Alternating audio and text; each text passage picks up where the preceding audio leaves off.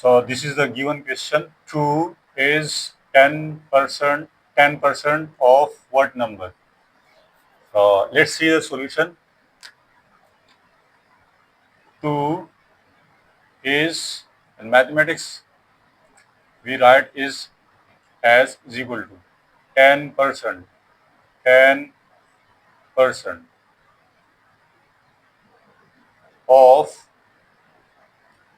of means multiply. What number? We don't know. So we will write x, unknown.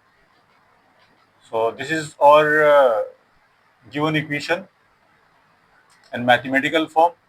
So we can write this equation as 2 is equal to 10 divided by 100 into x. Now 10 ones are 10 and 10 tens are 100. So 2 equal to 1 divided by 10 x.